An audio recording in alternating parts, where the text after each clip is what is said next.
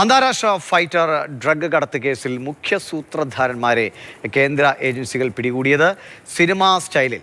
ഇടപ്പള്ളി ലുലു മാളിന് സമീപം വാഹനം വട്ടം വെച്ചാണ് രണ്ടുപേരെയും കസ്റ്റഡിയിലെടുത്തത്. പല മേഖലകളിൽ പ്രവർത്തിച്ച് സജീവമായി നിൽക്കുന്ന ആളുകളാണ് ഇവരെന്നാണ് എസ് രാഗിൻ വിവരങ്ങളുമായിട്ട്. രാഗിൻ, എന്താണ് ഈ അന്താരാഷ്ട്ര ഫൈറ്റർ എന്ന് പറയുമ്പോൾ ഏത് മേഖലയിൽ പ്രതിഭ പ്രകടിപ്പിച്ചിട്ടുള്ള ആളുകളാണ്? ആരൊക്കെയാണ് ഇവർ? എന്താണ് ഇവരുടെ പശ്ചാത്തലം? എങ്ങനെയാണ് പിടികൂടിയത്? ദിവിഷ്, 1000 കോടി രൂപയുടെ ട്രമഡോൾ ഗുളികകളാണ് കഴിഞ്ഞ ഏതാനും ദിവസങ്ങൾക്ക് മുമ്പ് ഡൽഹിയിൽ നിന്ന് പിടികൂടിയത്. അതിന്റെ അന്വേഷണം നടക്കുന്ന ഘട്ടത്തിലാണ് 2 പ്രധാനികൾ കൊച്ചിയിൽ നിന്ന് പിടിയിലായത്.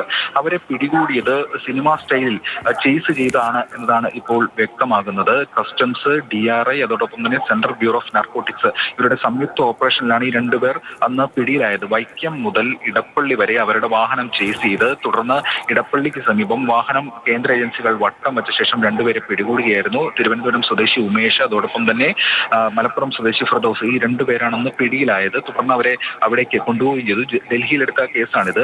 അന്ന് വലിയ വാർത്തയും ഒക്കെയായിരുന്നു. എന്തായാലും 2 പ്രധാനികൾ കൊച്ചിയിലാണ് ഉണ്ടായത്. ഒരാളെ ബംഗളൂരുവിൽ നിന്നും പിടികൂടുക ഉണ്ടായി. എന്തായാലും ഈ കേസുമായി ബന്ധപ്പെട്ട അന്വേഷണം ഡൽഹി കേന്ദ്രീകരിച്ച് കേന്ദ്ര ഏജൻസികൾ പ്രധാനമായും നടത്തിക്കൊണ്ടിരിക്കുകയാണ്. അതിലാണ് ഇത്തരത്തിൽ 2 പ്രധാനികൾ കൊച്ചിയിൽ നിന്ന് പിടിയിലായിട്ടുള്ളത്. ഈ ലഹരിക്കായി ഉപയോഗിക്കുന്ന ഉഗ്രശേഷിയുള്ള വേദന സംഹാരികളാണ് ഈ ട്രിമഡോൾ.